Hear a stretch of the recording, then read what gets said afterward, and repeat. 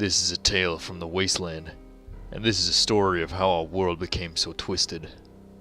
The timeline is simple. In 1969, Apollo 2, the first manned mission to the moon.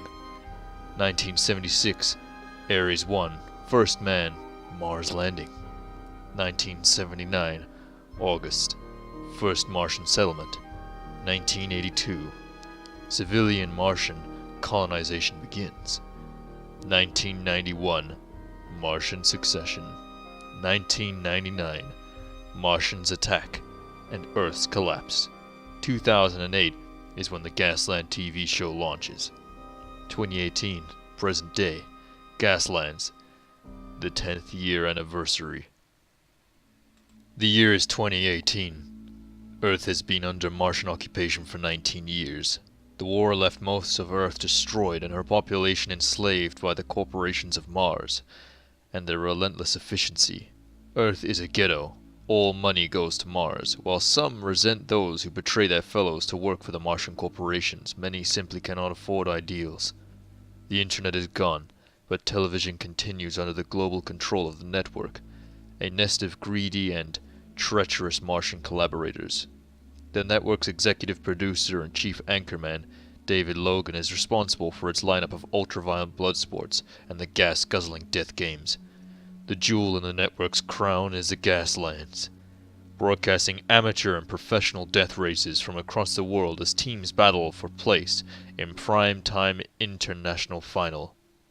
This spring, Logan has offered a prize unique in the 10-year history of the Gaslands, a one-way ticket to Mars, escape from a broken and crumbling Earth, to make a new life in that haven of the rich and happy. The deadliest death races, the wildest half-time extravaganzas, the craziest audience participation. Everywhere David Logan's executive intervention can be felt. His vision is simple. This year must be the most spectacular Gaslands season ever. Gaslands was on every Tuesday, Saturday night at 9 o'clock, Central Mars time. From this madness known as the Gaslands came the sponsors.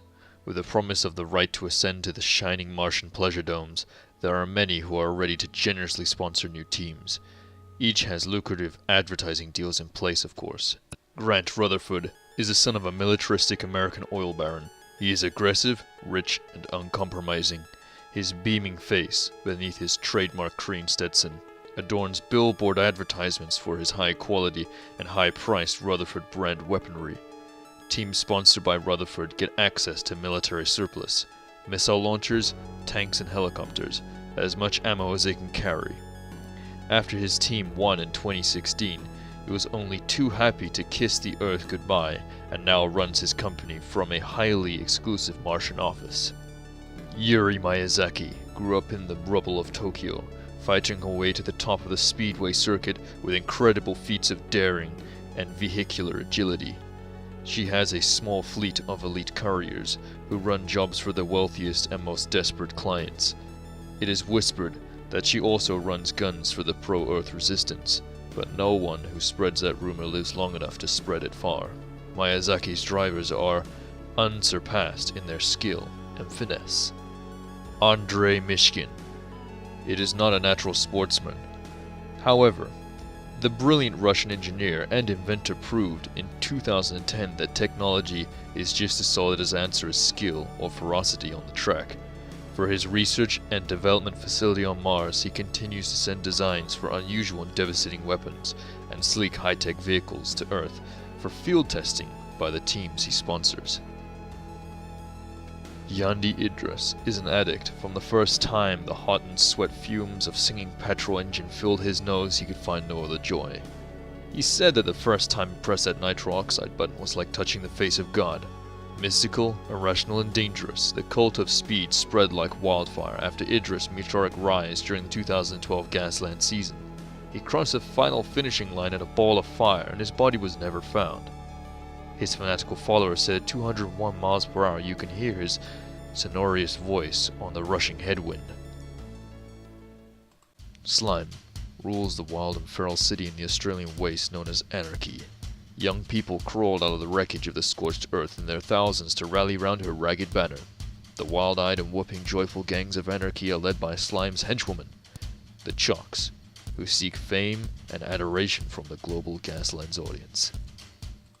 Warden Cecilia is proud to live in San Paulo, a shining hub of humanity and relatively untouched by the war. The Sao Paulo's People Penitentiary has 3 of Gasland's top 10 teams in the past decade. The Warden continues to grant her prisoners a chance of freedom as long as the Gaslands franchise continues to deliver sponsorship deals. The deal isn't great for the damned souls who are well-sealed coffin cars, but it is better than the alternative. The teams must travel from location to location, and a team's war rig is their fortress. It is their mobile garage, a workshop, a storeroom, production studio, armory, rec room, green room, and a home. It is decorated with the team's logos and sponsors, and contains pretty much everything they hold dear in this ruined world. Teams must travel great distances to get from one big event to the next.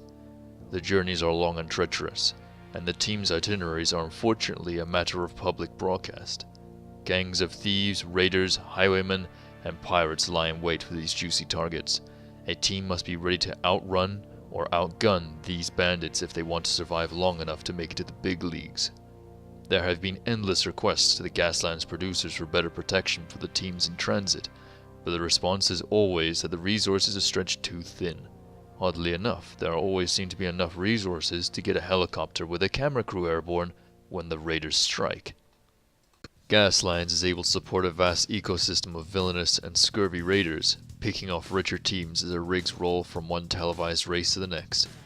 Many of these self-styled pirate crews have gained renown, but none have rivaled the infamy or showmanship of Scarlet Ann, a dashing and flamboyant buccaneer. Her cult following is more likely to do with her canny association with the long-running Death Valley Death Run documentary TV series than any particular skill at Dust Bowl piracy. This has just been one chapter in the tales of the Waste. From the crazed TV producers and their TV show Gaslands, watching people tear each other apart for live entertainment, to the fat cats on Mars who set about this chain of events, who revel in watching us destroy each other.